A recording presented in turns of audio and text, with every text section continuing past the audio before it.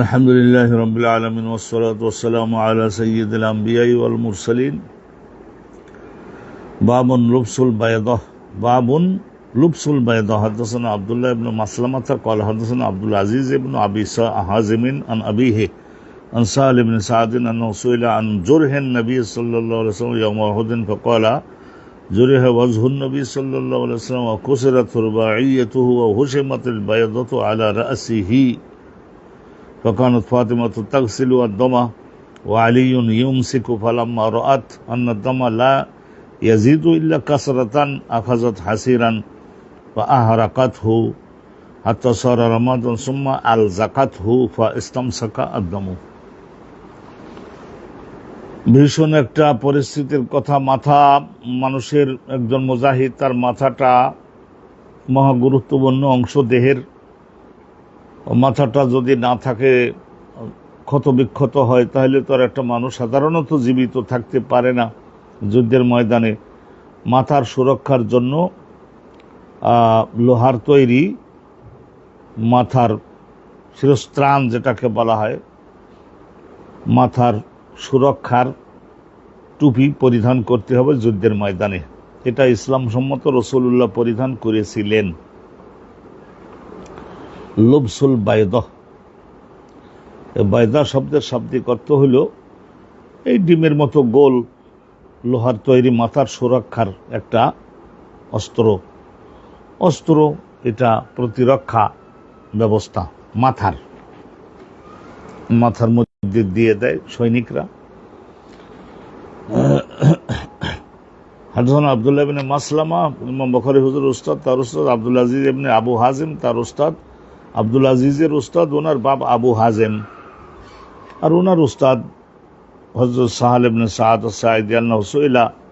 ওনার কাছে লোকজন জিজ্ঞাসা করতেন যে উহুদের যুদ্ধে রসুল যে আহত হলেন, কোথায় আহত হয়েছিলেন? রসুল্লাহ শুনেছি আমরা আহত হয়েছিলেন উহুদের যুদ্ধের দিনে। জোরহেন নবী, রসুল্লাহ ক্ষতবিক্ষত হয়েছিলেন ইয়াউমা উহুদিন, উহুদের যুদ্ধের দিনে। ফাকালা, তখন হযরতে সাহাল ইবনে সাদ উনি বললেন, জরিহা ওয়াজহুন নবী, রাসূলুল্লাহ সাল্লাল্লাহু আলাইহি ওয়াসাল্লামের মুখমণ্ডলে কোনো কোনো স্থানে ক্ষত হয়েছিল। ওয়াকুসরাত রুবাইয়াতুহু, এবং নবী করিম সাল্লাল্লাহু আলাইহি ওয়াসাল্লামের রুবাইয়া দাঁত, অনেকে বলেছেন নিচের, অনেকে বলেছেন উপরের, চতুর্থ নম্বরের দাঁতটা, 1 2 3 4, চতুর্থ নম্বরের দাঁতটা উপরে, এপাশে দুইটা ওপাশে দুইটা যদি ধরি তাহলে এইটা 1 2, এইটা দাঁতটা। আর যদি নিচের থেকে ধরা হয় তাহলে প্রথমে হলো দুটাকে বলা হয় সানায়া উলিয়া, সানায়া সুফলা, তারপরে রুবাইয়া। আল্লাহু আকবার, আল্লাহু আকবার। ওয়া হুশিমাতিল বায়দা, রাসূলুল্লাহ সাল্লাল্লাহু আলাইহি ওয়াসাল্লাম রুবাইয়া দাঁতটার আংশিক, পুরা দাঁতটা না, আংশিক আহত হলো, ভেঙে গেল। ও হুশিমাতিল বায়দা, এই ইবনে কামেয়া নামক একজন কাফের বহু দূর থেকে একটা পাথরের খণ্ড নিক্ষেপ করেছিল, সেইটা প্রতিহত করা সম্ভব হয় নাই। তো সেইটা দাঁতের এখানে এসে লাগার কারণে ঠোঁটও কেটে গেছিল, আর কপালে লাগবার কারণে কপালের সেখানেও আহত হয়েছিল, ক্ষত তৈরি হয়েছিল, রক্ত ঝরেছিল প্রচুর, ঠোঁটের থেকেও রক্ত ঝরেছিল। এই দাঁতের 4 ভাগের 1 ভাগ ধরে নেওয়া যায় এই ধরনের একটা চটলা, আরবি ভাষায় এটাকে বলা হয় ফালকাতুন, ফালাম এবং ছোট কাপ গোলতা, ফালকাতুন একটা অংশ। ওয়াহুসিমাতিল বায়দা, মাথায় যে হেলমেট যেটা পরিধান করা ছিল, যোদ্ধাগণ যেটা পরিধান করেন, ওইটাও ভেঙে গেল। এত বড় পাথরের আঘাতে সেইটা টিকে থাকতে পারেন, সেটাও ভেঙে গেছিল। আল্লাহর আসি রসুল্লাহর মাথার উপরে ওই হেলমেটটা ছিল। ফাকানত ফাতিমাতু, হযরতে ফাতিমাতু জাহরা, উনি যুদ্ধের ময়দানে ছিলেন, নবী পাকের ছোট মেয়ে, তাগসিলু আদ-দাম। তো উনি রসুল্লাহর মাথার থেকে রক্ত, যুদ্ধ শেষ হওয়ার পরে, যুদ্ধ চালু থাকা অবস্থায় নয়, যুদ্ধ শেষ হওয়ার পরে যখন কাফেররা চলে গিয়েছে, ওই সময়ে আহতদের সেবা শুশ্রূষা করতে হয় না, তো ওই সময় হযরত ফাতিমাতু জাহরা রসুল্লাহর মাথা মোবারক এবং মুখের এবং এ সমস্ত ঠোঁটের এই সমস্ত রক্তগুলি হযরত ফাতেমা জাহরা ধুয়ে দিয়েছিলেন। ও আলীউন, হযরত আলী রাদিয়াল্লাহু তাআলা ইউমসিকু, হযরত আলী রাসূলুল্লাহ সাল্লাল্লাহু আলাইহি ওয়াসাল্লামের শরীরটাকে একটু বল দিয়ে ধরলেন, হযরত ফাতেমা এটা ধুয়ে দিলেন, রক্তটা ধুয়ে দিলেন। ফালাম্মা রাআত, কিন্তু হযরত ফাতেমা যখন দেখলেন যে আন্না দমা লা ইয়াজিদু ইল্লা কাসারাতান, যতই ধুয়ে দিচ্ছি ততই রক্ত আরো ফিনকি দিয়ে বের হচ্ছে, ইয়াজিদু ইয়াজিদু ইল্লা কাসরাতান, লা ইয়াজিদু ইল্লা কাসরাতান, তাইলে পানি, ঠান্ডা পানি দেওয়ার কারণে আরো রক্ত বেশি বের হচ্ছে। আখাজাত হাসিরান, তখন হযরত ফাতেমা জাহরা ওই পাশে আসে খেজুর গাছের শুকনো বাল্যে এটা সংগ্রহ করে আনলেন, তারপরে নিজেই আবার সেটাতে আগুন দিয়ে পোড়াই কিছুটা ছাই তৈরি করলেন। হাত্তা সারা রমাদান, ছাই হয়ে গেল, কিছুটা ছাই তৈরি হলো খেজুর গাছের পাতা, যেটা বাল্যে বাল্যে বলি আমরা, তো এইটা ছাইয়ে পরিণত হলো। সুম্মা আল জাকাতু, অতবার এইরকম লাগাইয়ে দিয়েছিলেন, এই ঠোঁটের এইখানে যে কেটে গেছিল সেই ক্ষত স্থানের উপরে লাগাই দিয়েছিলেন, কপালে যেখানে কেটে গেছিল সেখানে লাগিয়ে দিয়েছিলেন। অনুরূপভাবে মাথার মধ্যে যে স্থানটা কেটে গেছিল সেখানেও লাগিয়ে দিলেন এবং রক্ত বের হওয়াটা বন্ধ আল্লাহর রহমতে হয়ে গেল। ফা ইস্তামসাকা দমু, তখন ও ইস্তামসাকা বন্ধ হয়ে গেল, ইনকাতা খুরুজুদ্দাম, রক্ত বের হওয়াটা বন্ধ হয়ে গেল। তো এখানে মূল উদ্দেশ্য হলো মাথার সুরক্ষার জন্য যুদ্ধের ময়দানে সৈনিককে হেলমেট পরিধান করতে হবে। এটা কোনো তাওয়াক্কুলের বিরোধী কিছু না, এটা আল্লাহ রাব্বুল আলামিনের রাসূলের আইন। দ্বিতীয় বাবখানা শুনুন, বাবুন নাম ইয়ারা কাসরা সিলাহ ইনদাল মাউত, একজন মানুষ মৃত্যুবরণ করতে যাচ্ছেন, সেই সময়ে সারা জীবন যে সমস্ত অস্ত্র দ্বারা যুদ্ধ করেছিলেন সেই অস্ত্রগুলাকে কি মৃত্যুর আগে ভেঙে ফেলবেন নাকি? আরে যুদ্ধের অস্ত্র কেউ কি ভেঙে ফেলে নাকি? এখানে ভেঙে ফেলা বলতে সেইগুলি কি করা, নবী করিম সাল্লাল্লাহু আলাইহি ওয়াসাল্লাম এগুলি ভেঙে ফেলে নষ্ট করে, মাল নষ্ট করতে না, যেটা অর্থ বিক্রি করে দিলেও তো অর্থ পাওয়া যায়, মাল নষ্ট করা এটা ইসলামে বৈধ না, যার যে নিষিদ্ধ, এটা তো প্রকাশ্য একটা ঘটনা। তাইলে এখানে এই ভেঙে ফেললেন বলতে কি, এটা বিক্রি করে দেওয়া যেতে পারে, সেই টাকা ইসলামের সরকারি তহবিলে জমা দেওয়া যেতে পারে। অনুরূপভাবে নবী করিম সাল্লাল্লাহু আলাইহি ওয়াসাল্লামের কোনো যদি ঋণ দায়ক থাকে তাইলে ওই অস্ত্রগুলো বিক্রি করে সেই টাকা দিয়ে রাসূলুল্লাহর ঋণ বা অন্য একজন যোদ্ধা তার ঋণ পরিশোধ করা যেতে পারে। মানলাম ইয়ারা কাসরা সেলা, তাইলে যুদ্ধের অস্ত্রগুলাকে ভেঙে নষ্ট করে ফেলা যাবে না, এটা নিষিদ্ধ। তাইলে কি করা যেতে পারে, বিক্রি করা যেতে পারে, সংরক্ষণ করা যেতে পারে, মৃত্যুর আগে উনি এটা করতে পারেন, বৈধ আছে ঋণ শোধের জন্য। আর ঐতিহাসিক জিনিস যদি হয় তাহলে এটা রাসূলুল্লাহ সাল্লাল্লাহু আলাইহি ওয়াসাল্লামের তীর এবং ওনার হাতে ব্যবহৃত ধনুক এবং তরবারি এবং ঢাল, এ সমস্ত বর্তমানে ধরেন $10 কোটি পর্যন্ত বিক্রি হবে, তার বেশিও হতে পারবে। أبي قال حدثنا عمرو بن عباس قال حدثنا عبد الرحمن عن سفيان عن أبي إسحاق عن عمرو بن الحارث قال ما ترك رسول الله সাল্লাল্লাহু আলাইহি ওয়াসাল্লাম ওফাতের সময় নবী পাকের কাছে বেশি কিছু জিনিসপত্র ছিল না, ইল্লা সিলাহাহু, ওই যুদ্ধের যে সমস্ত ব্যবহার করতেন, যেগুলি যেমন বর্ম ব্যবহার করতেন, গায়ে এবং মাথায় হেলমেট ব্যবহার করেছিলেন, আর রাসূলুল্লাহর ঢাল, রাসূলুল্লাহর তরবারি, আর রাসূলুল্লাহ সাল্লাল্লাহু আলাইহি ওয়াসাল্লামের তরবারি, আর ওই যে তীরগুলি রাখবার জন্য তুনিন বলা হয়, তুনিন, তো এই তুনিন। অনুরূপভাবে নবী পাক সাল্লাল্লাহু আলাইহি ওয়াসাল্লামের অন্য যে সমস্ত জিনিস, সেইগুলি সেলাহ, যুদ্ধের অস্ত্রগুলি। বাগলা, হারটা সাদা রঙের একটা গর্ধব ছিল, অসাধারণ শক্তিশালী, ওই ইলিয়া প্রদেশের গভর্নর রাসূলুল্লাহ সাল্লাল্লাহু আলাইহি ওয়াসাল্লামকে উপহার হিসেবে দিয়েছিলেন, সেইটাই বাগলাতান বাইদা, সাদা রঙের। ওয়ারদান, আর কিছু জমাজমি ছিল, সেগুলি যা আল্লাহা, নবী করিম সাল্লাল্লাহু আলাইহি ওয়াসাল্লাম এই সব কিছুকে বলে গেছিলেন, আমার যাহা কিছু আছে আমার এই ইসলামের সুরক্ষিত করা এবং এর প্রসার করবার জন্য সারা পৃথিবীতে আমার কলেমা, আমার বহন করে আনা কলেমা যারা কবুল করবে তাদের সকলের, তারাই আমার রুহানি সন্তান, তাদের সকলের উপরে আমি এই ইসলামটা বাস্তবায়নের দায়িত্বও দিয়ে যাচ্ছি, প্রসারের দায়িত্ব দিচ্ছি। এর উপরে আঘাত হলে সকলে ঝাঁপিয়ে পড়বে। রাসূলুল্লাহ এইভাবে বলেছিলেন না, তো নবী করিম সাল্লাল্লাহু আলাইহি ওয়াসাল্লাম বললেন যে এটা সমস্ত উম্মতের জন্য আমার পক্ষ থেকে দান, সদকা। তাহলে দেখা গেল যে এই অস্ত্রপাতিগুলি মৃত্যুর আগে, ওফাতের আগে নবী করিম সাল্লাল্লাহু আলাইহি ওয়াসাল্লাম ভেঙে ফেলেননি, বরং এগুলো সদকা করে দিয়ে গেছেন। বাবু তাফাররুকিন নাসি আনিল ইমাম ইনদাল কায়ল ওয়াল ইস্তিদলাল বিশ-শাজার, এটা ইমাম বুখারী একটা হেডিং দিয়েছেন।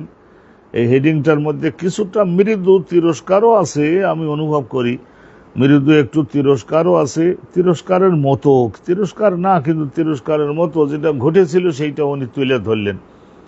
তাফাররুকুন নাস, যোদ্ধাগণ ওনারা ক্লান্ত হয়ে পড়েছেন, কথা তো সত্যিই, বিভিন্ন প্রকারের একটু ধীরে ধীরে ধীরে ধীরে গাছের ছায়ার মধ্যে বিশ্রাম করবার জন্য ছড়িয়ে পড়লেন চতুর্দিকে। নবী করিম সাল্লাল্লাহু আলাইহি ওয়াসাল্লামের সঙ্গে 10,000, 14,000, 15,000 মিলিটারি, সবাই এক জায়গায় তো থাকা যায় না, একটু ধীরে ধীরে গাছের ছায়ায় ছায়ায় সকলে তাফাররুক, ফেরকা মানে ক্ষুদ্র ক্ষুদ্র দলে বিভক্ত হয়ে গেলেন। আর রাসূলুল্লাহকে রেখে গেলেন এখানে আলাদা ইনদাল কায়লা, এই জোহরের নামাজের পরে, খাওয়া দাওয়ার পরে কাইলুলা করবার সময়, জোহরের পরে যে একটু বিশ্রাম করা হয় না, সেটাকে কাইলুলা বলা হয়। ওয়াল ইস্তিদলাল বিশ-শাজার, আর রাসূলুল্লাহ নিজেও একটা বৃক্ষের ছায়ায় একটু বিশ্রামে গেলেন, আর অন্যান্য সাহাবাগুলো তারা এক একটা বৃক্ষের ছায়া দেখে, ছায়াদার বৃক্ষ দেখে দেখে সেই ছায়ার নিচে এটা কিছু কাপড় বিছিয়ে, সাহাবায়ে কেরামের কাপড় বিছানো, ওনারা সকলেই এমনিতেই বালুর উপরে শুয়ে পড়তেন। যোদ্ধা যারা তাদের ওই রকমের ট্রেনিং প্রশিক্ষণ হয়ে থাকে। তো ওই ঘটনাটা এখানে বর্ণিত আছে, যেটা আমরা আগে একটু শুনেছি, একাধিকবার আমরা শুনেছি, তো আর একটু শুনে নিচ্ছি। আর এখানে সনদটা দুইবার উল্লেখ হয়েছে, ডাবল সনদের হাদিস এটা। আবি কল হাদানা আবুল ইয়ামান কল আকবানা শুআইবুন আন জোহরি কল হাদাসানি সেনান ইবনে আবি সেনান, বাপের নামও সেনান, ছেলের নামও সেনান। সেনান শব্দের অর্থ হল দাঁত, সেনান শব্দের অর্থ হল তরবারি, দাঁতের দ্বারাও কামড়াইয়ে আর একটা জিনিস ভেঙে ফেলা যায়, তরবারির দ্বারাও তা পারা যায়। সেনান ইবনে আবু সেনান আর আবু সালামা, এই দুইজন তাবেঈ, এনাদের শিক্ষক হল হযরত জাবের। আকবারা হুমা, হযরত জাবের এই দুইজনকে, মানে সেনান ইবনে সেনান, সেনান ইবনে আবু সেনান আর আবু সালামা, এই দুইজনকে জানিয়েছেন। এটা গেল একটা সনদ, হযরতে সাহাবা জাবের পর্যন্ত পৌঁছল। আর একটা সনদ শুনে নিচ্ছি, ওয়াহাদাসানা মুসা ইবনে ইসমাইল, মুসা ইবনে ইসমাইল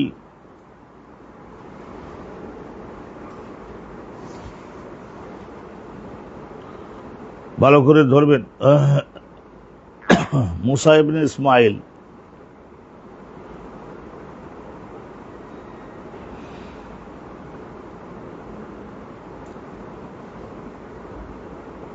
দ্বিতীয় সনদটা আমরা শুনে নিচ্ছি।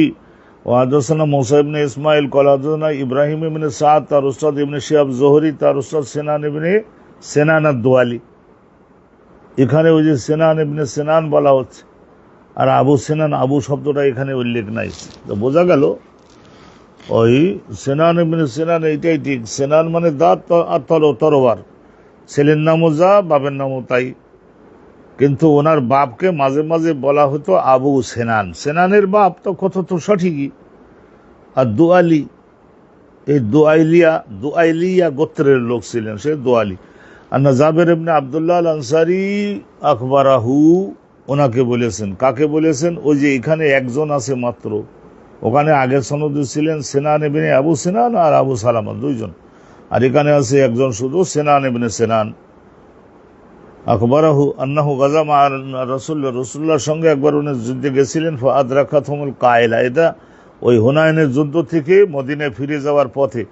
আদরাকাতহুমুল কায়লা, কায়লা বলতে দুপুরের এই যে একটু খানা দানা গ্রহণ করা আর একটু হালকা গড়াগড়ি, একটু বিশ্রাম, এইটার সময় এসে গেল। ফি ওয়াদিন কাসিরিল ওদাত, এমন একটা মালভূমি, এমন একটা চতুর্পাড়ে পাহাড়, মাঝখানে সমতল ভূমি, কিছু গাছপালা জন্মে, তো ওই সমস্ত এলাকাকে বলা হয় ওয়াদি। ওয়াদি আউদিয়া বহু বচন। ফি ওয়াদিন কাসিরিল ইদাত, হে, তাইলে ওইটার মধ্যে ছোট ছোট মানুষের দেহের সমান উঁচু অথবা মানুষের দেহের দ্বিগুণ উঁচু এই ধরনের বাবলা গাছ, কাঁটা জাতীয় গাছ লাখে লাখে জন্মে। ওগুলো মারা গেলে শুকনো জ্বালানি কাঠ হয়। ফাতাফাররাকান নাস, আর উটেরা এই সমস্ত গাছের পাতা লতা খায়। ফাতাফাররাকান নাস, তো সাহাবাগণ ক্ষুদ্র ক্ষুদ্র দলে বিভক্ত হয়ে বিভিন্ন বৃক্ষের ছায়ায় বিশ্রাম করতে গেলেন। ফিলে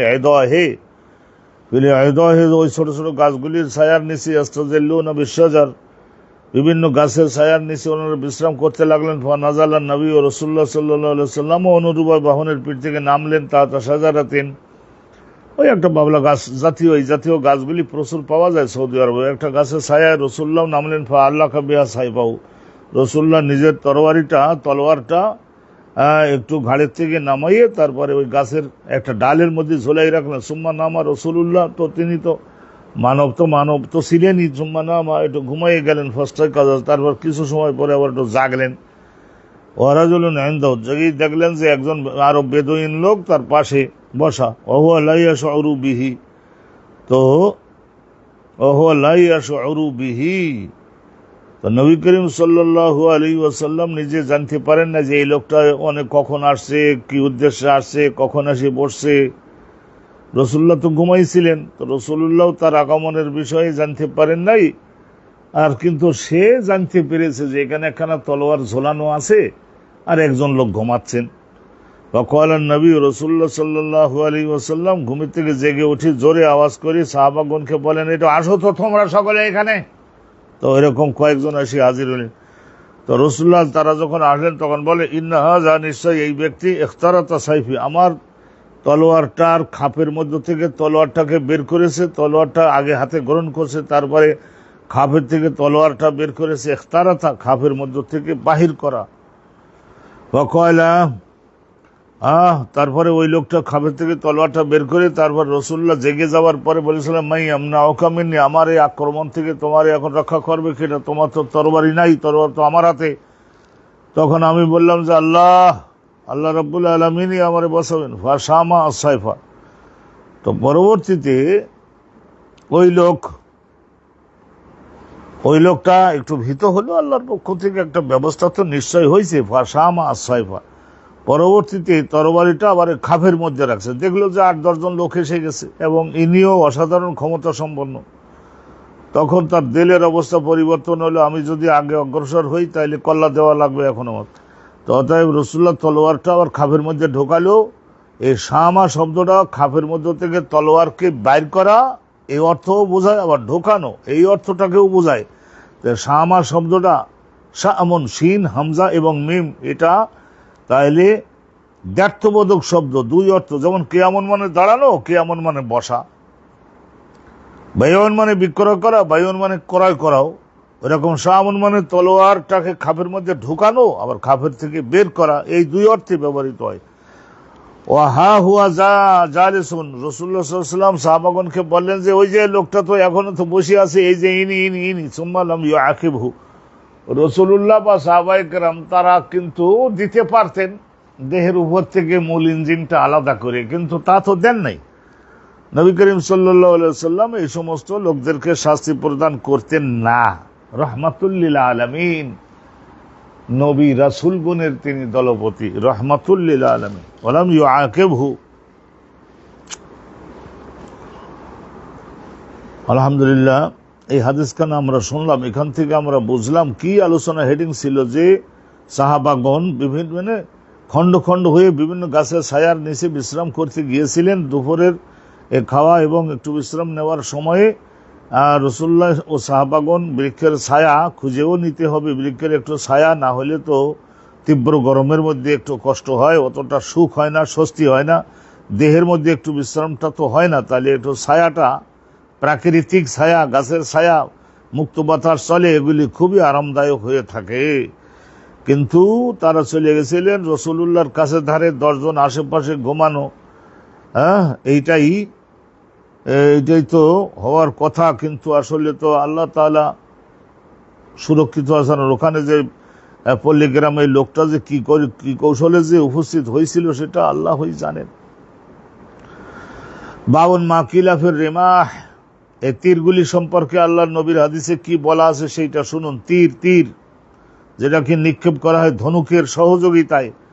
ওয়ায়ুজকারু আন আব্দুল্লাহ ইবনে ওমর আনিন নবী সাল্লাল্লাহু আলাইহি ওয়াসাল্লাম, এটা আব্দুল্লাহ ইবনে ওমর থেকে এই হাদিস বর্ণিত হয়েছে, রাসূলুল্লাহ বলেছিলেন একবার, জয়লা রিজকি, দেখো হে আমি রাসূলের মক্কার লোকেরা, আমার বাপদাদাদের একটা ভিটা ছিল, সেইটাও তো তারা কেড়ে নিল, আমাকে তো সেখানেও থাকতে দেয় নাই, তা আমি এখন নতুন দেশে আসলাম, রিজিক কোথায় পাইলাম? জয়লা রিজকি তাহাতা জিল্লি রুম, হেই রাসূলুল্লাহ বলতেন আমার রিজিকের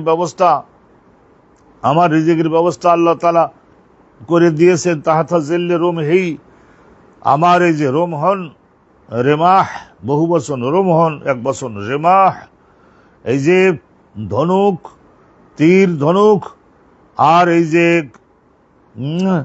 আর এই ধরনের ক্ষেপণাস্ত্র, এইগুলির ছায়ার নিচে, তরবারির ছায়ার নিচে। আর এক জায়গায় আছে তাহাতা জিল্লে সাইফি, আমার তরবারের নিচে। ওয়াজুইলা জিল্লাতু, আর দুর্বলতা এবং অপমানকে নির্ধারণ করে দেওয়া হয়েছে, ও সগার অপমান গ্লানি এই সমস্তকে নির্ধারণ করে দেওয়া হয়েছে, আলা মান খালাফা আমরি, ওই সমস্ত লোকদের বিরুদ্ধে আমার বহন করে আনা সুন্নাত।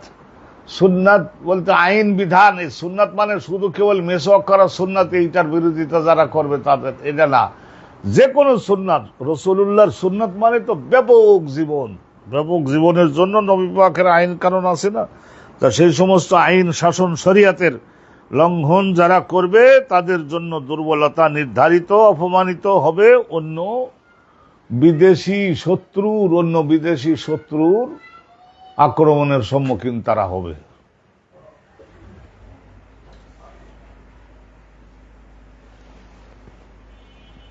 কি হলো আব্বু, আর এখন কি বলা যাবে? হ্যাঁ, না ওতে সমস্যা হয় না, সমস্যা হয় না, আবার দেখাও ভালো যায় না।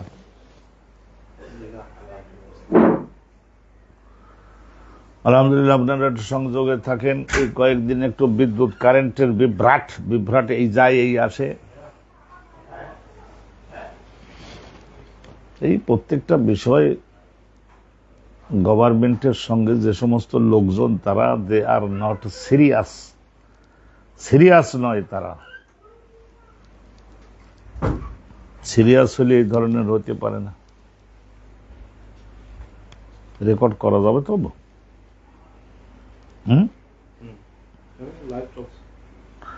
আলহামদুলিল্লাহ, আপনারা লাইনে থাকুন, আল্লাহর মেহেরবানিতে আমরা একটু ব্যবস্থা করে নিচ্ছি। তো রাসূলুল্লাহ সাল্লাল্লাহু আলাইহি ওয়াসাল্লাম বললেন যে আমার ওই রোমহন, আমার এই তীর আর যে বর্ষা, যেটা কাঁধের উপরে রেখে নিক্ষেপ করা যায়, মানুষের স্কন্ধের সমান উঁচু হয়, নিচের অংশের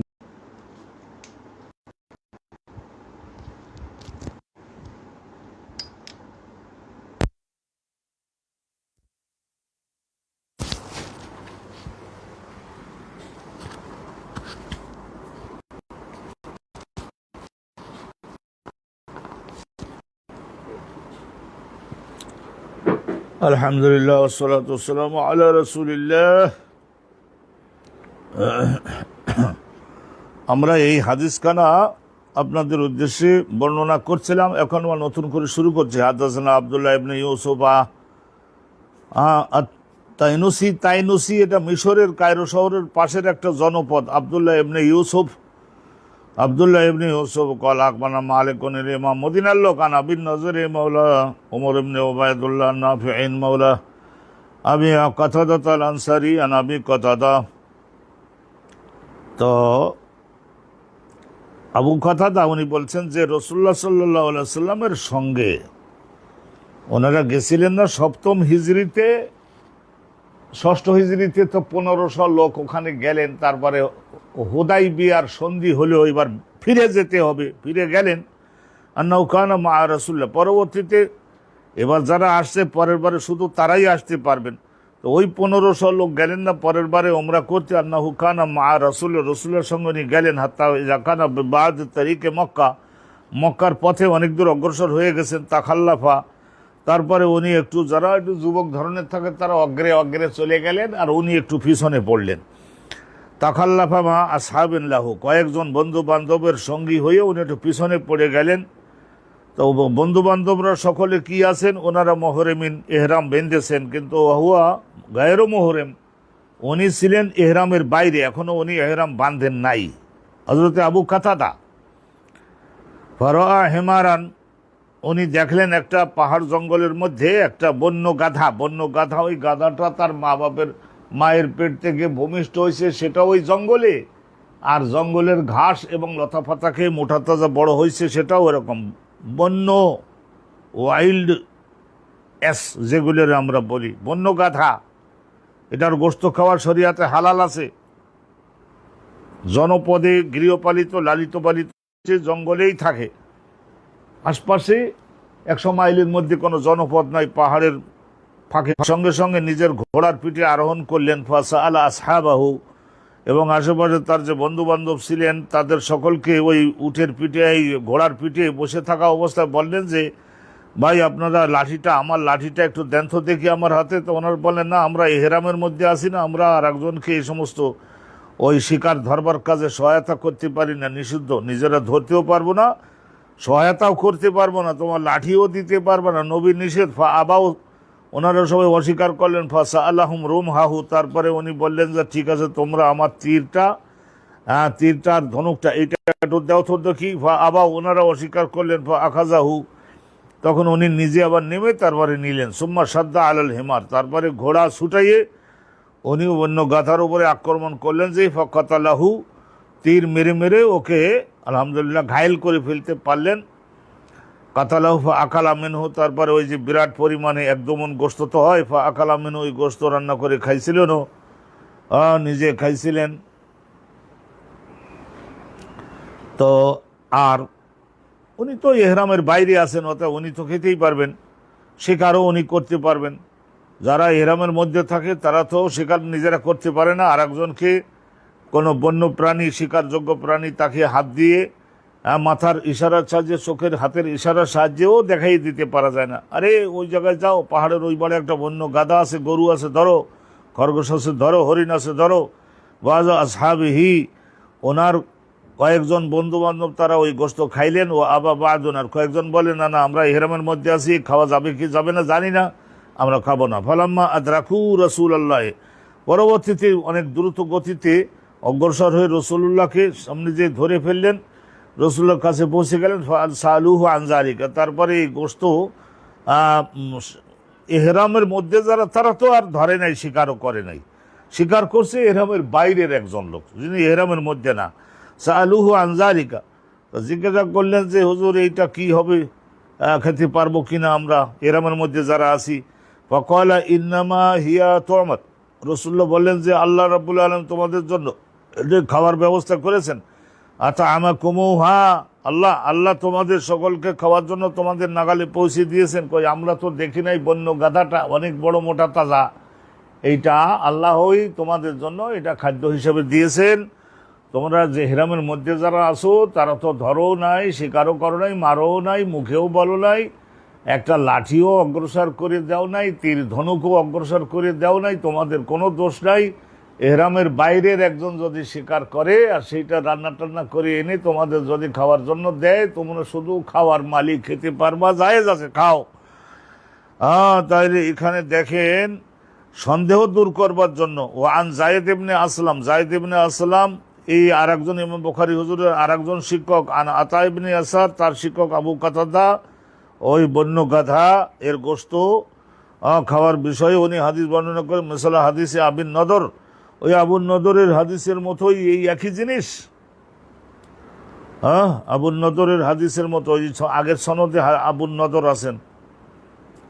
আবুন নদর আব্দুল্লাহ ইবনে ইউসুফ, তার শিক্ষক ইমাম মালিক, তার শিক্ষক আবুন নদর, ওই যে ওমর ইবনে উবাইদুল্লাহর মাতুক শব্দের অর্থ বাজারের থেকে কিনে এনে যারা স্বাধীন করে দিয়েছে, এটা তো এতবার তো বলা যায় না। মাওলা শব্দের অর্থ বলে দিয়েছি অনেকবার। অকলা আবু নদর, ওনার থেকে বর্ণিত হয়েছে হাদিসটা। ওকলা হাল মাআকুম রাসূলুল্লাহ, এই অতিরিক্ত কথাটা এই সনদে আছে। রসুল্লাহ বলছেন যে হাল মাআকুম মিন লাহামিহি শাই, তোমাদের সঙ্গে কি ওই হত্যাকৃত শিকারকৃত গাধাটার গোশত কিছু আছে নাকি, না খেয়ে শেষ করে বলছো? তো বলে আছে কিছু। তো রাসূলুল্লাহ সাল্লাল্লাহু আলাইহি ওয়াসাল্লাম বললে যে তাহলে আমারও দাও একটু, আমি খাই, তাহলে সন্দেহ দিলের মধ্য থেকে যাবে যে এই ধরনের বন্য গাধা ধরে শিকার করে যদি দেয় এমন এক ব্যক্তি যে এহরামের মধ্যে নয়, তাইলে তার ওই ধরনের শিকার করা বন্য গাধা, বন্য গরু, বন্য হরিণ, বন্য পাখির গোশত এইটা যারা এহরামের মধ্যে আছে তারা খেতে পারবেন।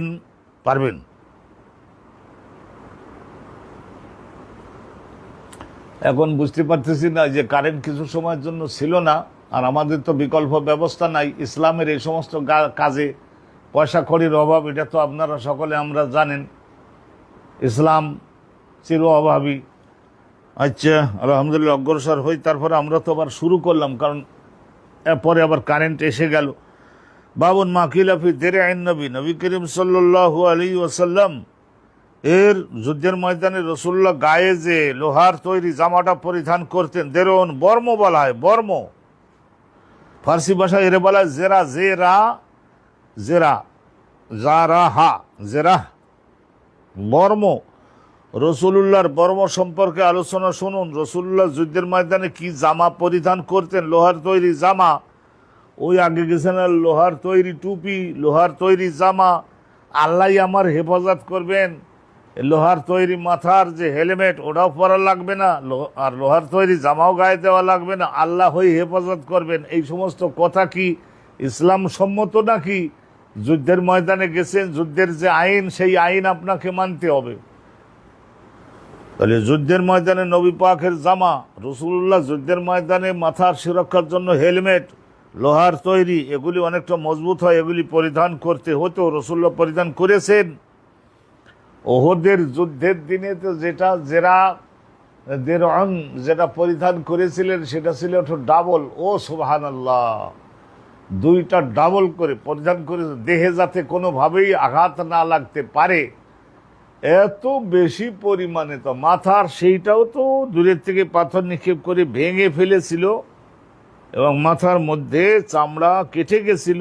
আর ওই যে মাথার উপরের যে হেলমেটের নিচের মধ্য থেকে একটু পেরেকের কিছুটা অংশ রাসূলুল্লাহর মাথার চামড়া ভেদ করে ভেতরে ঢুকেছিল। এগুলি নবী পাক সাল্লাল্লাহু আলাইহি ওয়াসাল্লাম ইসলাম হেফাজতের জন্য রাসূলুল্লাহর উম্মতগণ শহীদ হবে, নবী শহীদ হওয়ার জন্য আকাঙ্ক্ষা করতেন, কিন্তু আল্লাহ রাসূলের বেলায় শহীদ হওয়াটা বাজেট করেন নাই। আখিরি জামানার নবী হিসাবে কাফেরদের মনোবল বেড়ে যাবে, তোমাদের নবীকেই তো দিলাম শেষ করি, আর তোমাদের শেষ করব না বলো কি? বাবুন মাকিলাফি দেরে আইন নবী, নবী পাক সাল্লাল্লাহু আলাইহি ওয়াসাল্লামের যুদ্ধের ময়দানের জামা ওয়াল কামিজ ফিল হারব। তাহলে এইটা রাসূলুল্লাহ পরিধান করা কর্তব্য ছিল কি ছিল না? না আল্লাহ হেফাজত করবেন এই কথার উপর ছেড়ে দিয়ে খালি গায়ে যুদ্ধ করতে যাওয়া যাবে পাঞ্জাবি গায়ে দিয়ে?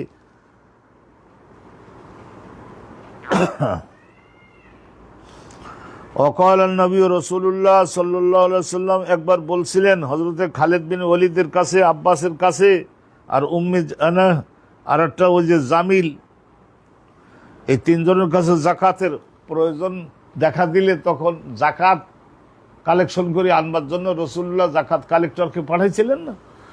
তাই এসে রিপোর্ট দেওয়ার পরে রাসূলুল্লাহ আম্মা খালিদুন, এই যে খালিদ ইবনে ওয়ালিদ, ফাকাদ ইহতাবাসা আটকা পড়ে রয়েছে, আদরাউহু, তার জেনারেল যারা আগের আমলের জেনারেলরা তাদের অনেক যুদ্ধের অস্ত্র থাকতো, ঘোড়া থাকতো 100-200,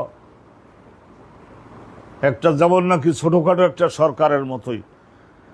তাহলে হেতাবাসা আটকা পড়েছে, আটকা রেখেছে, আদরা আহু তাহলে তখন মফুল হবে, আর আদরা আহু ফাইল হবে। হেতাবাসা আদরা আহু তার সমস্ত যুদ্ধের ময়দানে যোদ্ধাগণের দেহে পরাবার জন্য যে সমস্ত বর্ম, অনেকগুলি বর্ম তৈরি করা ছিল, ওনার জেনারেল ছিলেন তো সেই জন্যই 50টা 100টা।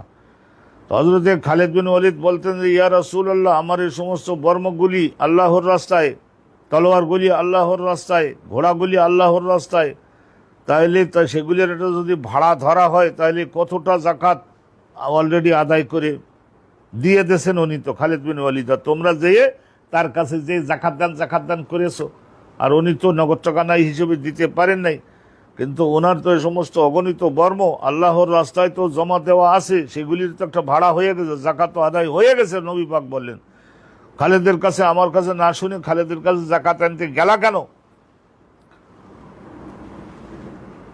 অবিহ কলার জন্য মোহাম্মদ ইবনুল মুসান আর একটা হাদিস শুনে নেন, তাইলে বর্মটা এইটা যুদ্ধের ময়দানে বর্ম পড়তে হবে কি হবে না, বর্ম সংক্রান্ত আলোচনা। মোহাম্মদ ইবনুল মুসান্না কল হাদান আব্দুল ওয়াহাব কল হাদান খালিদ কল হাদান ইকরিমা আন আব্দুল্লাহ ইবনে আব্বাস কল নবী ওয়া হুয়া ফি কুব্বাতিন ইয়াউমা বদরিন, বদরের যুদ্ধের দিনে রাসূলুল্লাহর মাথার উপরে আমি ওই জায়গায় বসছি মাঝে মাঝে। ওখানে একটা বর্তমানে মসজিদ হয়েছে, যে জায়গাটাতে রাসূলুল্লাহর জন্য কমান্ডিং সেন্টার বানানো হয়েছিল, চামড়া জুড়ে জুড়ে একটা তাঁবুর মতো বানানো হয়েছিল, 4টা খুঁটি 5টা খুঁটি, মাঝখানে একটা উঁচু খুঁটি, 4 বাড়ে 4টা খুঁটি, ওর মধ্যে রাসূলুল্লাহ জায়নামাজ পাঠিয়ে কাবা ঘরের দিকে মুখ দিয়ে নামাজ পড়ে কান্দা কাটা করতেছিলেন, ও আল্লাহ সাহায্য করবেন, বহুদিন আমাদের বলেছেন তোমরা ইমানের পরীক্ষায় উত্তীর্ণ হও, সাহায্য আমি করবই তোমাদের, আমার বলা লাগবে না, আমি দেখতেছি সব কিছুই। তো কোব্বা বলা হয় না, কোব্বা গম্বুজ মানে ওই মাথার উপরের, ওখানে আবার গম্বুজ আসলো কোন জায়গাতে, ওই গম্বুজ মানে ওখানকার ওই তামড়ার বানানো ওই তাঁবুটা।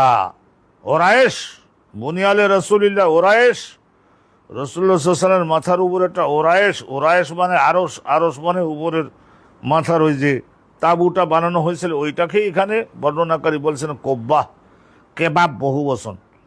কোব্বাহ বদর যুদ্ধের দিনে রাসূলুল্লাহর জন্য কমান্ডিং সেন্টার, ওই জায়গায় বর্তমানে একটা মসজিদ হয়েছে।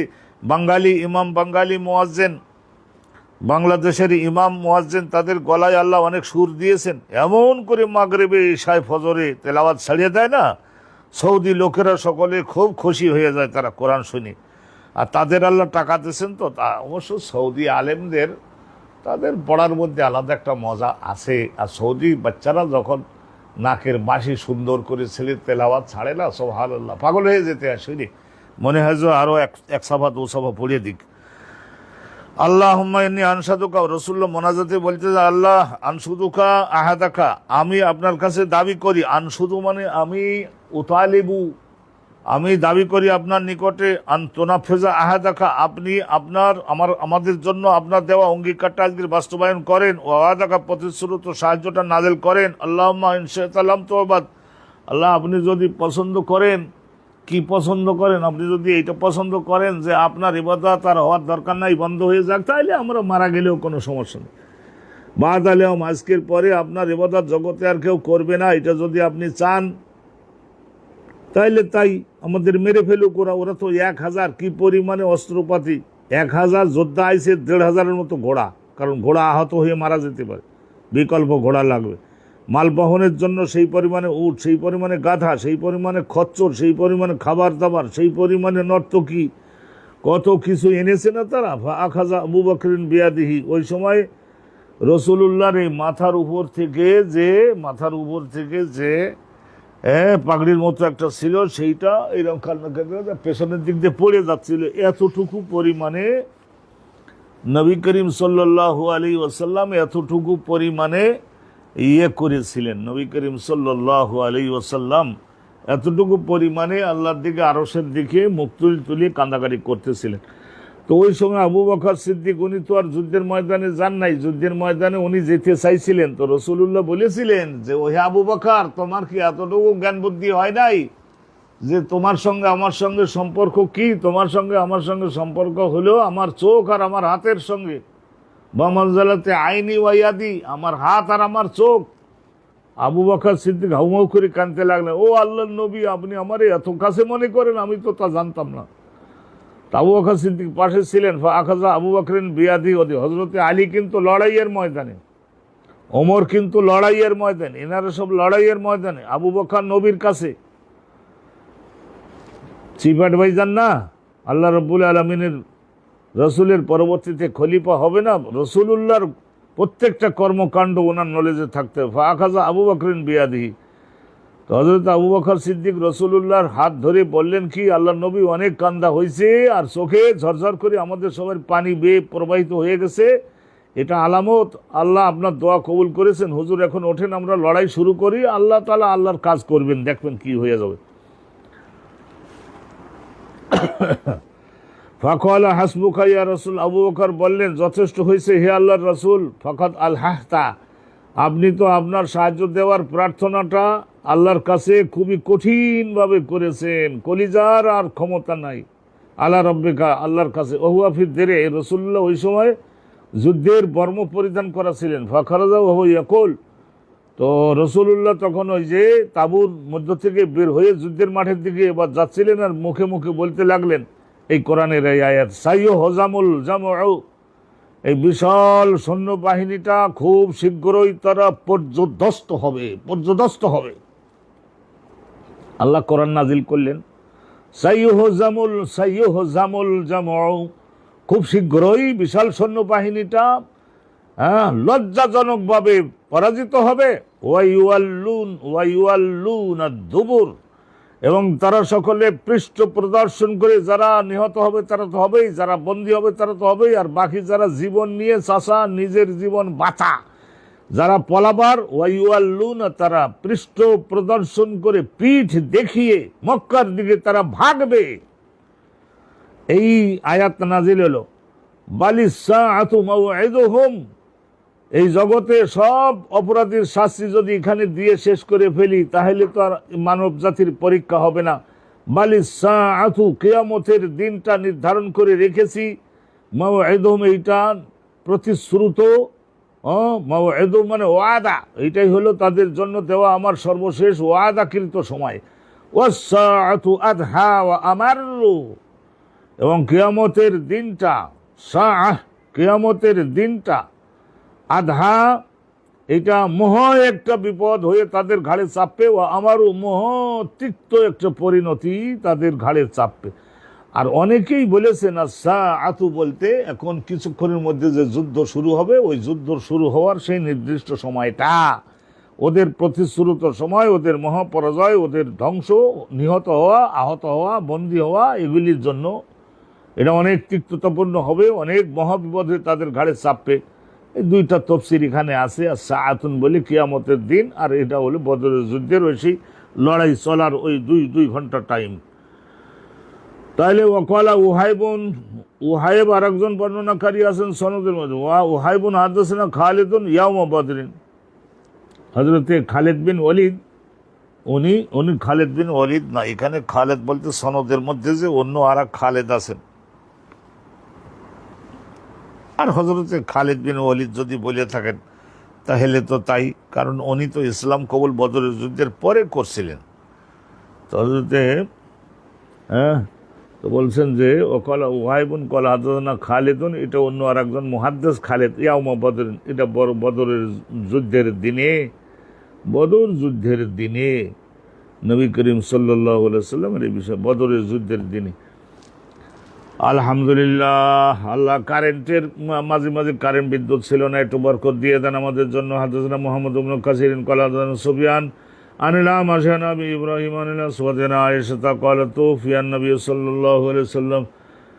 আম্মা জান আয়েশা সিদ্দিকা থেকে হাদিস কানা বর্ণিত, তিনি বলেন রাসূলুল্লাহ সাল্লাল্লাহু আলাইহি ওয়াসাল্লামের ওফাত হয়ে গেল। ওয়াদিরহু মারহুনাতুন, রাসূলুল্লাহ যুদ্ধের ময়দানে যে বর্মটা পরিধান করতেন, যুদ্ধের মাঠে রাসূলুল্লাহ লোহার তৈরি জামা, সেইটা যে পরিধান করতেন, মারহুনাতুন, এটা বন্ধক রাখা ছিল ইনদা ইহুদিয়ান, একজন ইহুদি, মদিনার একজন ইহুদি ব্যবসায়ীর নিকটে, তার নিকটে ওইটা বন্ধক রেখে তারপরে সালাসিনা সাআন, নবী করিম নিজের পরিবারকে খাওয়ানোর জন্য সালাসিনা সাআন, 30 সা, 3.5 কেজিতে, 3.5 কেজিতে হয় 1 সা, তাহলে 30 সা খেজুর আনছিলেন।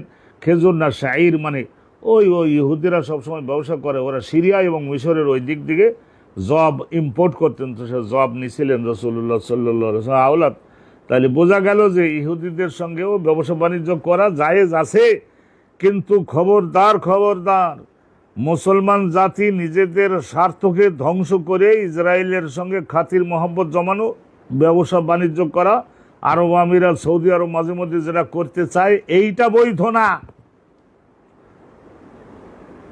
রাসূলুল্লাহ তাদেরকে তো মদিনার থেকে বহিষ্কার করেছেন, ব্যবসা বাণিজ্য করেছেন। দুই একজন ব্যবসায়ী তারা বাইরে থেকে এসে ব্যবসা করে মাল দিয়ে যায়, ব্যবসা করেছেন।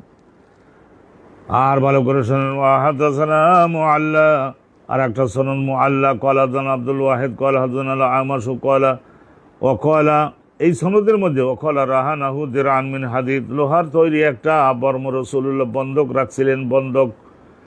এখন চিন্তা করে দেখেন, বর্তমানে এই যে বন্ধক রেখে তারপরে বাকিতে মাল নেওয়া যায়, ব্যাংকের টাকা নেওয়া যায়, কিন্তু ব্যাংকের কর্তৃপক্ষ তারা ওই ব্যক্তির কাছ থেকে কিছু মাল আটকাইয়ে রাখবে, যদি সে নির্দিষ্ট চুক্তি অনুপাতে টাকা পয়সা শোধ না করতে পারে, এইটা আইন মান্য করে ঘোষণা দিয়ে বিক্রি করে যাতে এই টাকাটা উদ্ধার করে নেওয়া যায়। আর কিছু সংখ্যক ব্যাংকের এমডি হারামখোর এমডি এবং তার সঙ্গে সংশ্লিষ্ট আরও 5-7 জন 10 জন সিনিয়র অফিসার, তারা আর অনুরূপভাবে ব্যাংক প্রতিষ্ঠাকারী যারা পরিচালনা পরিষদ বলে, তারা যদি এই ধরনের খেয়ানাত করে জনগণের টাকা নিয়ে, তাহলে তাদের বিরুদ্ধে আইন আছে না দেশের। এই জন্যই বলা হয়, ইসলামিক আইন ছাড়া ভালো শাসন দেশবাসী পাবে না, পাবে না, পাবে না, কোশ্চিন কালেও পাবে না। ব্রিটিশের আইন, যারা এই টাকা ধ্বংস করে গেল ব্যাংকগুলির, তারা দিব্য দেশে আছে, তাদের বিরুদ্ধে কোনো আইনগত ব্যবস্থা আমাদের অথরিটি গ্রহণ করতে পারল না, আমরা পারলাম না। এইভাবে একটা দেশ কোনো সময় চলতে পারে? ওয়াক্বালা ইয়ালা, আর একটা সনদ এখানে দেখানো হচ্ছে, মুআল্লা আর ইয়ালা। ওয়াক্বালা ইয়ালা হাদাসানাল আমাশু দিরআন মিন হাদিদ, এক একটা কথা অতিরিক্ত পাওয়ার কারণে আবার আর একটা সনদের মাধ্যমে বলে, এই নতুন কথাটা আপনি কোথায় পাইলেন? তো ওইটা বলে ওয়াদিরউহু মারহুনাতুন, তাহলে মিন হাদিদ। ওয়াক্বালা ইয়ালা ক্বালা হাদাসানাল আমাশু দিরআন মিন হাদিদ, এই যে লোহার তৈরি একটা বর্ম রাসূলুল্লাহ এটা গায়ে দিয়ে যুদ্ধের ময়দানে লড়াই করতেন।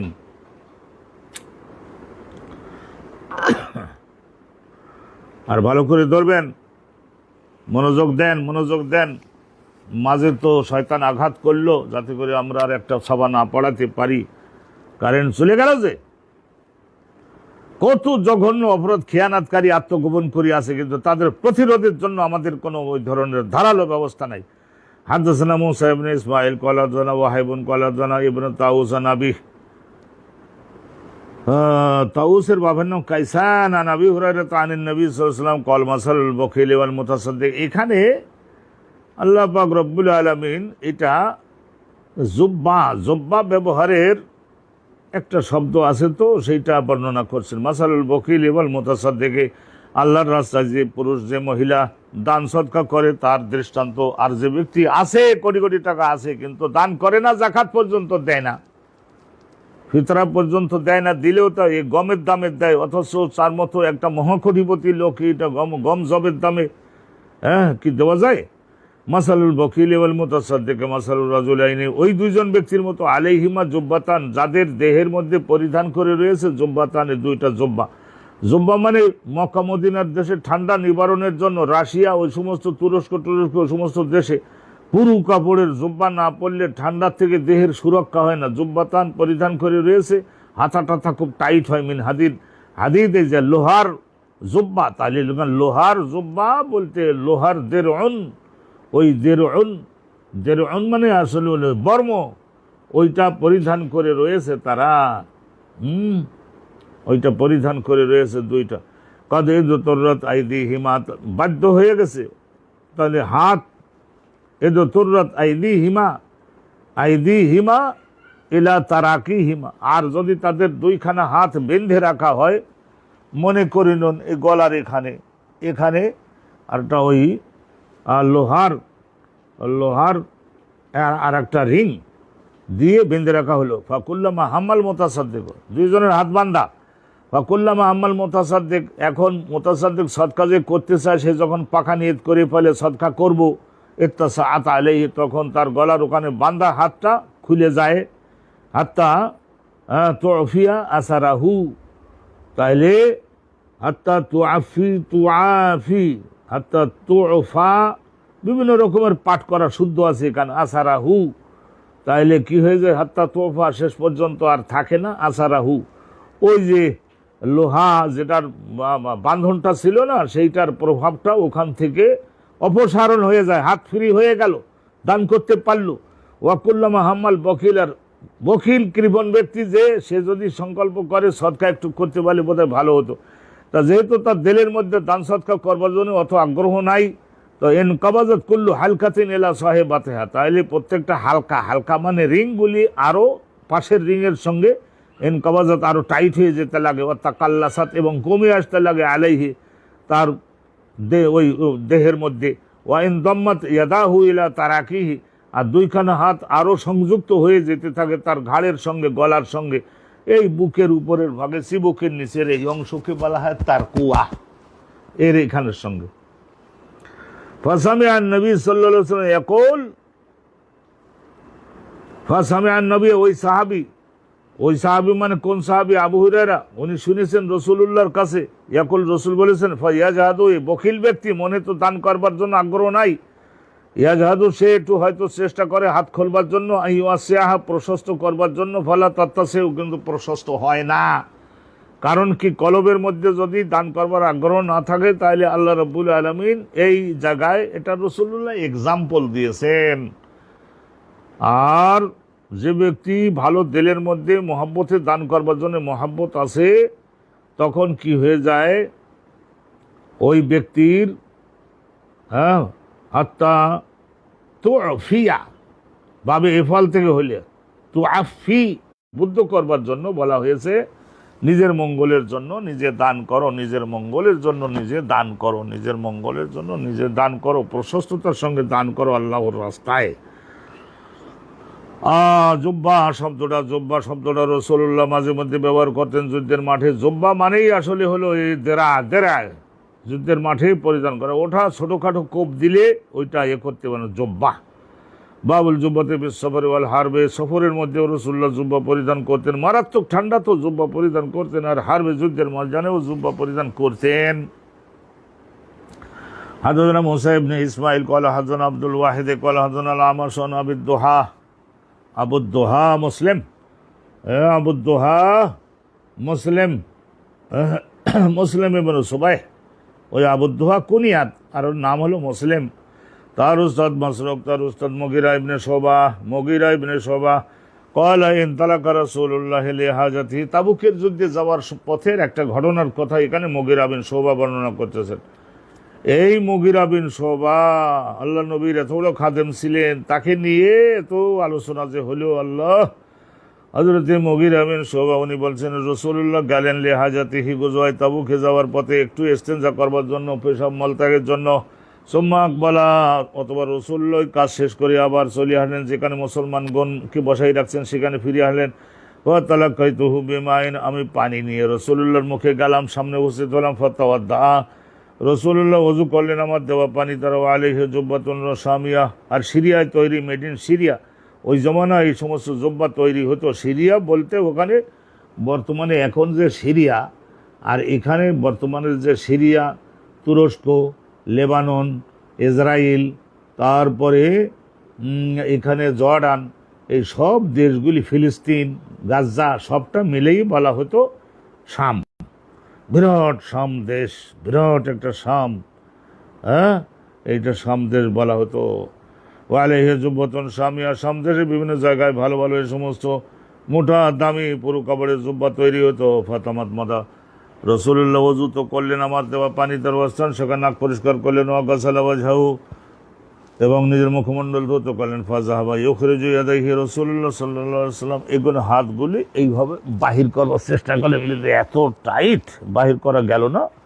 তখন রাসূলুল্লাহ সাল্লাল্লাহু আলাইহি ওয়াসাল্লাম এই খুলে তারপরে কাঁধের থেকে নামাইয়ে দিয়ে তারপরে এখান থেকে এইভাবে হাতটা বের করলেন, হাতটা বের করে তারপরে এই পর্যন্ত ধৌত করলেন। তাহলে আপনারা সুন্দর করে আশা করি বুঝে গেছেন। বিসমিল্লাহির রহমানির রহিম। সুম্মা ফাতাওয়াদ্দা আলাইহি জুব্বাতুন শামিয়া দুই হাত বের করবার চেষ্টা করলেন। এই কুম্মন বলে, এই জায়গাটার বলা কুম্মন, কুম্মন। এখানে সংকীর্ণ ছিল, তারপরে শেষ পর্যন্ত এইভাবে করে নিচের থেকে বাহির করলেন, হাত নিচের থেকে বের করলেন। নবী করিম সাল্লাল্লাহু আলাইহি ওয়াসাল্লাম হাত নিচের থেকে বের করলেন। ফাঁকা সালামত দুই হাত ধুলেন, কোনই সহকরমা সাবের মাথা মাসে করলেন, আলা খুফাইহি, আর পা ওখানে মরুভূমির ঠান্ডা গরমের থেকে সুরক্ষার জন্য, দুই পায়ের সুরক্ষার জন্য হাঁটু পর্যন্ত চামড়ার তৈরি মোজা পরিধান করে। সফরের মধ্যে 15 ওয়াক্ত, বাড়ি থাকলে 5 ওয়াক্ত কিন্তু পরিধান করতে হবে। এটার মশলা আমরা তহারাতের মধ্যে ব্যাপক আলোচনা করেছি আলহামদুলিল্লাহ, এখন আর ওই আলোচনাগুলো টানবো না। আর একটা ঘটনা শোনেন। বাবুনাল হারির ফিল হারবে, যুদ্ধের ময়দানে রেশমের কাপড় ব্যবহার করা ইহা কেমন?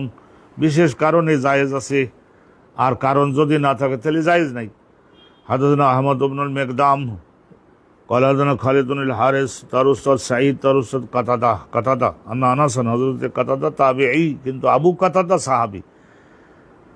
আনাসান হাদাথনা হযরত আনাস বিন মালিক ওনাদের কাছে বলেছেন, আন্না নবী সাল্লাল্লাহু আলাইহি ওয়াসাল্লাম রাখাসা লি আব্দুর রহমান ইবনে আওফ জুবাইর ইবনে আওয়াম, এই দুইজনের জন্য রাসূলুল্লাহ রেশমের কাপড় পরিধান করার পারমিশন দিয়েছিলেন। আব্দুর রহমান ইবনে আওফ আর জুবাইর ইবনে আওয়াম, এই দুইজনকে দিয়েছিলেন কি কারণে জানেন? ফি কামিসিন মিন হারির, এই যে রেশমের তৈরি জামা পরিধান করতে অনুমতি দিয়েছিলেন। কারণ কি? দাগের মতো এক প্রকারের দাউদ এবং মারাত্মক ধরনের অ্যালার্জি ও চুলকানি গোটা দেহের মধ্যে হয়।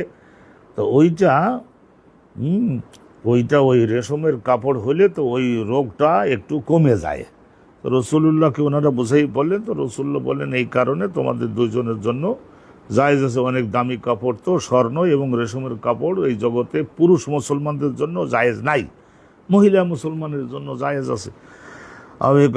আবুল ওয়ালিদ কালাদানা হাম্মাম কাতাদা আনাস, একটা সনদ শুনলেন। দ্বিতীয় আরেকটা শুনে নেন। হাদাসানা মুহাম্মদ ইবনে সিনান কালাদানা হাম্মাম কাতাদা আনাস ইবনে মালিক আন আব্দুর রহমান আর জুবাইর, আব্দুর রহমান বিন আউবার হযরত জুবাইর শাখাও, এই যে ফেল, এই ওয়াহিদ তাসনিয়া আর জমা শাখাওয়া, ওনার দুইজন দুঃখ জানালেন, অভিযোগ জানালেন রাসূলুল্লাহর কাছে গিয়ে, ইয়ানি আল কামলা, হুজুর আমাদের দেহে প্রচুর পরিমাণে উকুন হয়েছে, এই উকুন হয়েছে, তাহলে এই জামা যদি পরতে অনুমতি দেন। উকুনিরা ওই কাপড়ের ওই গন্ধটা সহ্য করতে পারে না, ধপধপ করে পড়ে যাবে, বলে না এখানে আর থাকবো না। আমাদের মাথায় চুলিয়ে দাড়িতে গোপে প্রচুর পরিমাণে উকুন হয়েছে ইয়া রাসূলুল্লাহ। ফার কাসালাম রাসূলুল্লাহ তাদের দুজনকে রুখসত দিলেন, ফিলহার রেশমের কাপড় জামা পরিধান করো, আর ওই রেশমের গন্ধে ওরা টিকতে পারে না, নেমে যায়। ফরাইতু আলাইহিমা ফি গাজাত, তা পরবর্তীতে আমি দেখলাম যে ওনারা দুইজন ওই বিভিন্ন গজওয়ায়, আনাস বিন মালিক বলেন, ওই রেশমের জামা পরিধান করে থাকতেন। কারণ ওই যে উকুনের ব্যায়াম, তো উকুন পড়ে যায়।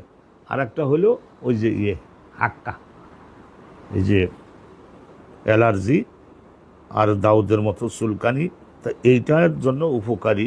এরকম যদি হয় তো রাসূলুল্লাহ মেডিসিন হিসেবে পারমিশন দিছিলেন। আবি কালাদানা মুসাদ্দাদুন কালাদানা ইয়াহিয়া আনু শুআবাতা কালা আকবরনি কাতাদা আন্না আনাসান হাদাসাহুম রাখাসান নবী ওলি আব্দুর রহমান ইবনে আওফ জুবাইর ইবনে আওয়াম, এই দুইজনের জন্য রাসূলুল্লাহ রেশমের জামা কাপড় ব্যবহার করবার অনুমতি দিয়েছিলেন। আর এই 2-3 হাদিস আছে, শেষ হয়ে যাবে তাহলে ইনশাআল্লাহ তাআলা অল্প টাইমের মধ্যে। আর 5টা মিনিট আপনাদেরকে দাবি করে নিলাম।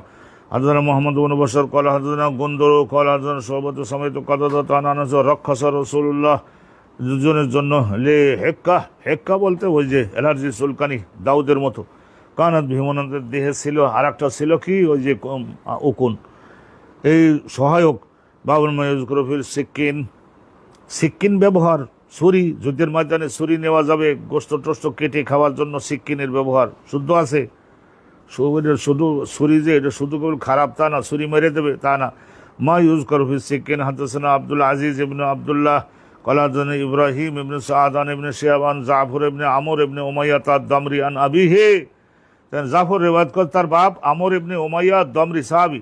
ক্বালা রাআইতু নবী রাসূলুল্লাহ সাল্লাল্লাহু আলাইহি ওয়াসাল্লাম, কে আমি ক্বালা রাআইতুন নবী সাল্লাল্লাহু আলাইহি ওয়াসাল্লাম, আমি রাসূলুল্লাহকে দেখছি ইয়াকুলু মিন কাতিবিন, দেখলাম কি নবী করিম কাতিফুন বলা হয় একটা ভেড়া বকরি দোমবারের সামনের পায়ের এই উপরের গোশত, এটা কাতিফুন বলা হয়, এই জায়গার গোশত, কাঁধের এখানকার গোশত রসুল্লাহ কেটে কেটে খাচ্ছিলেন। এই হাতাল জমিনহা, ওখান থেকে বিরাট গোশত, ওখান থেকে সব তো আর একসঙ্গে গালে দেওয়া যায় না, কেটে কেটে, হাজুন মানে কেটে খাওয়া, কেটে কেটে খাচ্ছিলেন ওখান থেকে নিয়ে। সুম্মা দুইয়া ইলা সালাত, তারপরে আবার রসুল্লাহর সামনে আসর নামাজের আজান দেওয়া হলো। ফাসাল্লাহ, নামাজে গেলেন, ওয়ালাম ইয়াতাওয়াদ্দা, অজু করলেন না। কিন্তু আরেকটা সনদ শুনেন, হাজরত আবুল ইয়ামান কলান সোহাইবুন আনিস জোহরি ওয়াজাদা, এই ইমাম জোহরি খানে রেওয়ায়াত করেন আলকা সিক্কিন, নিশ্চয় ছুরি হাতে ছিল, ছুরি দ্বারা কেটে কেটে খাচ্ছিলেন, তো ছুরিটা রেখে গেলেন দস্তরখানার উপরে, নিক্ষেপ করলেন মানে সামনে রেখে তারপরে নামাজে চলে গেলেন, হাতে তো লাগে নাই, গালে একটু লাগছে অল্প, একটু কুলি করে নিয়ে নামাজ পড়িয়ে দিলেন।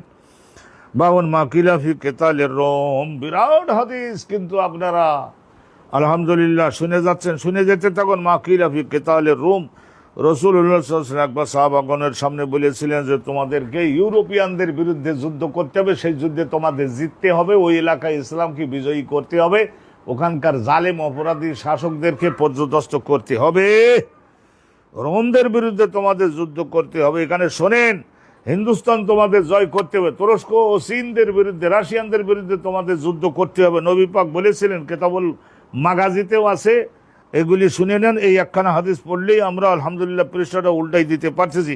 হাদাসানা ইসহাক ইবনে ইয়াজিদ আদ-দিমাশকি ক্বালা হাদাসানা ইয়াহইয়া ইবনে হামজা ক্বালা হাদাসানা সাউর ইবনে ইয়াজিদ আন খালিদ ইবনে মাদান আন্না উমাইর ইবনে আল-আসওয়াদ আল-আনাসি হাদাসাহু আন্নাহু আতা উবাদা ইবনে সামিত, উবাদা বিন সামিত ও নাজিলুন ফি সাহিল হেমস, তাহলে উবাদা বিন সামিত কিছুদিনের জন্য বসবাস করতেছিলেন উনি হেমস, এই যে সিরিয়ার মধ্যে হেমস আছে না, হামস বলে ওরা,